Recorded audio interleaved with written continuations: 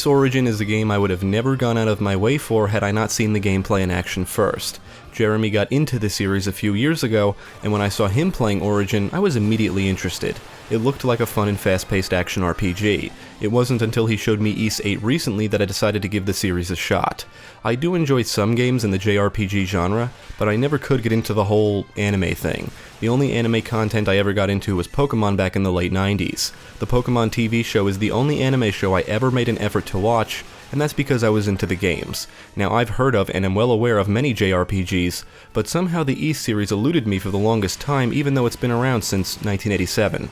Developed and published by Nihon, don't know how to say it, Falcom in Japan and published by Xseed Games everywhere else, Ys Origin was released for PC in Japan in December 2006, and the rest of the world in May 2012. It was released for the PlayStation 4 and Vita in 2017, and Xbox One in April of 2018, and these versions were published by .emu. For this review, I played the PC version. This is not the first game in the series, but I believe it's the first game chronologically, so I figured that would be a good place to start. In an effort to avoid spoiling too much, I will avoid talking about certain story elements, but the review will include clips of gameplay, including gameplay related to unlockable content. If you feel that will spoil too much, I advise you to stop watching now. You have been warned. Now let's take a look at Ys Origin and see what it's all about.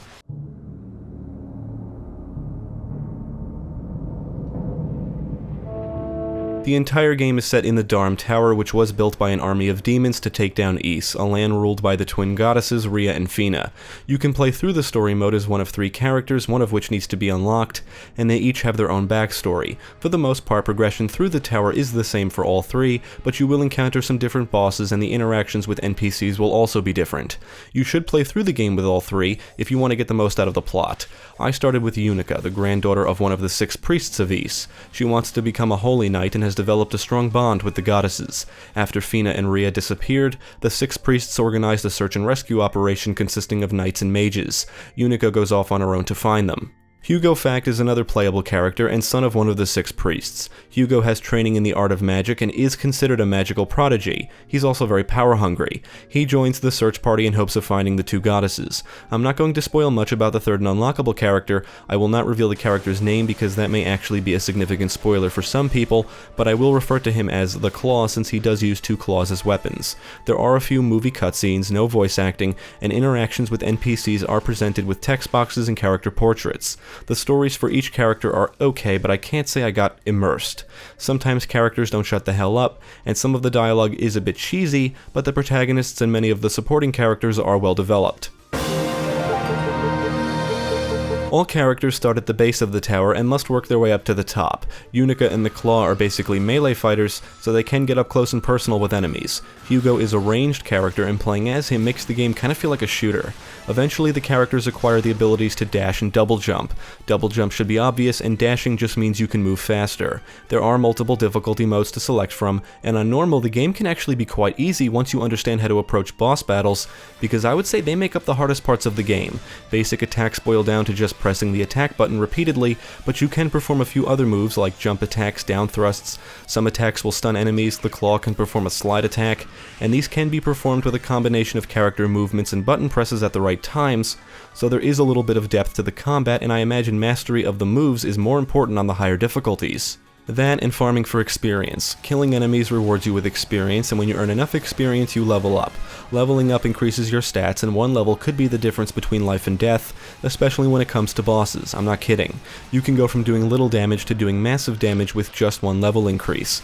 You will acquire new armor items which increase your defense, and if you acquire Claria ore, it can be used to strengthen your primary weapon. You will find artifacts throughout the tower that grant your characters special skills. Each character can unleash wind, electric, and fire skills, or attacks that do major damage to enemies, and the wind skill can be used to access hard-to-reach places. Using skills drains MP indicated by the skill gauge, but it does refill over time. Some enemies are invulnerable or have a high resistance to your basic attacks, but are weak to certain skill attacks. The power of your skills can be increased by acquiring various jewels, and if powered up at least once, you can then charge up the skill before unleashing. As you kill enemies, your boost gauge fills up, and once full, you can enter boost mode where your attacks do more damage and you take less damage from enemy attacks, but only for a limited time. Eventually, you will obtain the ability to activate the burst move, which will quickly deplete the boost meter, but you will unleash a devastating attack.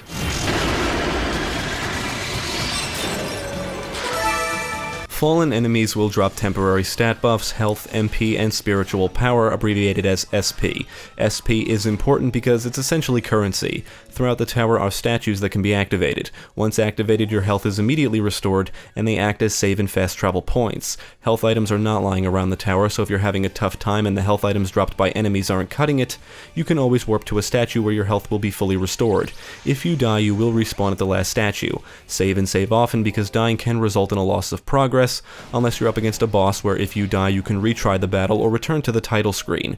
Returning to the title screen is kind of annoying because you're forced to load your game and spawn where you last saved, which may also mean you have to sit through lengthy dialogue again before the boss battle. But luckily there are statues before every boss door, so as long as you save before the battle, you shouldn't lose any progress if you die. You can use statues to spend SP on character upgrades. You can improve each piece of armor you acquire, increase your skill recovery, increase the effects of buffs, and reduce the length of negative status effects, among others. After my first playthrough, I would stick to only upgrading armor items until I had enough SP to purchase the increase SP gain upgrade, then I would focus on purchasing the rest. On higher difficulties, you may want to focus on specific upgrades that are beneficial for combat. With that said, much like leveling up, acquiring new armor, improving your armor, and using ore to increase your weapon strength can make a huge difference.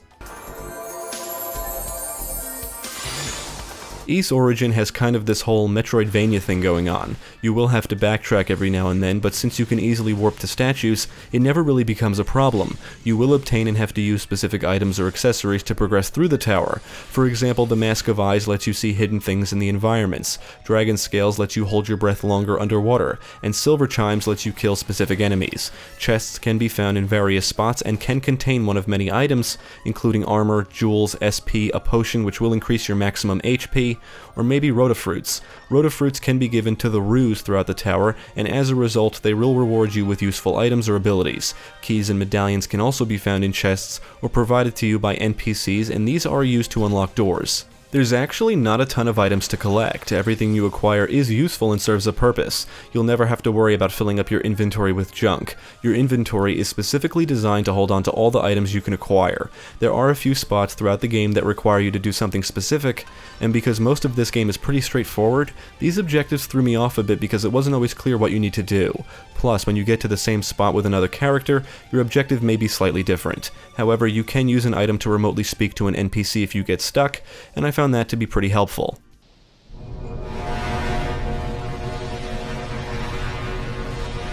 The tower consists of numerous floors, and as you work your way up to the top, you'll notice different themes for each set of floors. Bosses are encountered after every few or so floors, and they can be quite challenging if you're not properly prepared. In my experience, if a boss killed me, I only needed to level up at least once or maybe improve something to notice a major difference. But the bosses can still pose a challenge, and memorizing their attack patterns is crucial. After losing a certain amount of health, bosses will change up their attacks, so you may have to repeat a battle a few times before you get their attacks down. The only thing I really don't like about the boss battles is that you can't pause the game. I get that it's a gameplay mechanic, but I'm not really a fan of this. It's not a huge deal, just a minor inconvenience. However, I discovered that if you Alt-Tab out of the game, it seems to pause the gameplay. Each floor will often have branching paths and obstacles and hazards to overcome, in addition to all the enemies that populate areas. I guess I would say this game is linear because the branching paths always lead to dead ends, but dead ends with items that you either need to progress or that simply benefit you. With that said, no area ever feels like filler, for lack of a better word. Sometimes you'll have to push buttons and activate things to progress. Some areas contain hazards like spikes, blades, lava, or toxic liquid, quicksand, and some paths and platforms later in the game have no guardrails, so you can easily fall off if you're not careful. However, many platforms and paths do have guardrails, which is actually good considering how fast-paced the combat can be. The guardrails prevent you from falling off even if you jump, although that can be annoying if you're just trying to navigate areas because you can't actually jump over them, so you're always forced to take the actual path. Enemies or demons are everywhere. Every floor will contain numerous enemies, and they do respawn once you leave an area or room. Since the combat is pretty fast-paced and fun, I don't mind it, and it does allow you to farm for experience. Some enemies can inflict temporary negative status effects on you with their attacks, like poison or confusion, which is easily the most annoying, since it reverses your movement controls. Some enemies will spit or fire this green shit on the ground that can cause you to slide.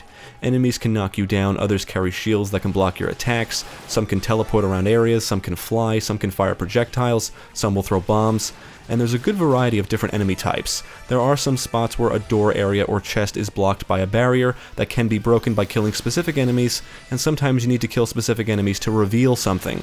As mentioned before, some enemies won't take much damage from your primary attacks but are weak against certain skills. This does encourage you to try different combinations of attacks and skills. Most enemy attacks can be dodged easily by simply moving or jumping out of the way, and I would say the biggest advantage they have is that they always outnumber you. Ys Origin contains a decent amount of unlockable content which may keep you coming back for a while. After beating the game once, you unlock not only the Claw as a playable character, but also the time attack mode. In this mode you choose your character, difficulty, and then you can attempt to defeat any boss of your choosing, and the goal is to beat them as fast as you can. You can also select the boss rush option to defeat one after another. You are provided the skills and basic equipment you would normally have by the time you reach the boss in the story mode, so you may feel a bit underpowered, making knowledge of the boss attack patterns that much more important.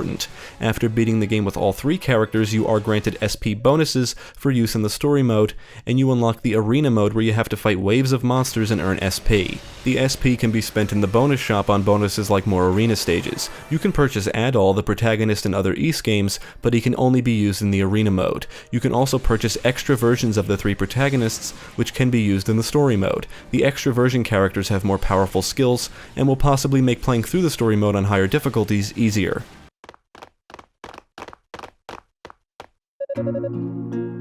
Visually, Ys Origin looks okay. I like the visual style. The action is viewed from the isometric perspective and the characters are small and adorable. There's a chunkiness to the characters and combat which I feel helps to make the combat as fun as it is. The combat is fast and fluid, and landing hits feel satisfying, and enemies basically explode into chunks when killed, leaving behind blood splatter. The outdoor backgrounds look pretty good and the texture work is decent. Some of the environments can appear bland at times, but because the theme will change every few floors or so, the visual presentation manages to stay interesting. By the time you've grown tired of seeing the same old backgrounds and textures, you're probably not too far from a change in scenery. The actual movie cutscenes are definitely blurry, at least when playing this at 1080p. Now the sound effects are okay, I can't say anything about them really stood out to me. However, the music is phenomenal. The soundtrack is full of great tunes that really stuck with me. There's different tunes for different events, like bosses, interactions, general navigation, etc., and all of them are pretty catchy. I would say the music is one of the game's best aspects. On the technical side, the game did run smooth overall. I did notice the frame rate dip here and there, but it was rare, and I encountered no significant bugs. Ys Origin does include controller support, and you can remap the buttons through the configuration tool before launching the game. I couldn't get the game to recognize my Xbox One controller, but it did recognize my wired 360 controller, and I just stuck with that. Now, I played through the story with all 3 characters on normal, and it was a fun but not particularly challenging experience, minus a few encounters on my first run since I was still figuring things out. However, the game does offer multiple difficulty modes. I would say Ys Origin is a very accessible action RPG. It doesn't overwhelm you with mechanics, it can be easy or hard depending on the difficulty, and the gameplay is pretty straightforward. Navigate the floors and kill all enemies. Attacking really boils down to mashing only one button, but you'll want to master your moveset and know what skills to use and when to overcome more difficult encounters. To master the combat, you'll need to learn enemy attack patterns, move and jump at the right times to dodge attacks, and know what enemy weaknesses are. This isn't an action RPG like Diablo, Path of Exile, or anything along those lines. Ys Origin is an action RPG with a strong focus on fast-paced action and combat. There is no character building or skill trees. Each character is already defined, and you just need to learn how they operate. I had a great time with Ys Origin, and if this is the kind of gameplay I can expect from the rest of the series, then I'm very eager to try the other games. The only major disappointment I have with this is that there's no co-op. I guess it wouldn't make sense story-wise, but it would be cool to team up with a buddy and tackle at least one of the modes cooperatively or something. I should mention that if you only complete the story with one character, the game may feel rather short. I beat it with Unica in about 8 hours, and less with the other characters. Not only will you understand the plot a bit more by playing through the story with all 3, you also unlock more content. Playing through the story multiple times may become repetitive gameplay-wise, mainly because you're progressing through the same environments with each character, but even so, the combat is so much fun it just hooks you in. Ys Origin is a fantastic game, and I would recommend it to fans of action games and action RPGs. Even if you don't normally play isometric action RPGs, or are just not a fan of JRPGs in general, I would still recommend this only because of how much fun it is. Now, if you're like me and the whole anime thing keeps you away from games like this, I completely understand, but trust me when I say this game is a lot of fun. Believe me, I get it though. Toonami would come on and I would immediately change the channel, I get it. But I'm always willing to give games a shot. For me, it's all about the gameplay. The gameplay is what attracted me to Ys Origin in the first place, and it's what kept me playing. The story isn't terrible, and even though it's kind of shoved in your face, you really don't need to pay attention to it to enjoy the gameplay. Definitely check this out.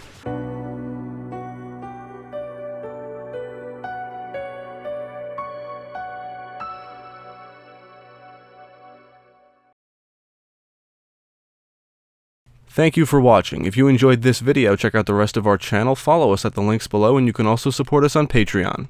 If you're interested in more gaming content, check out our friends over at GameCast.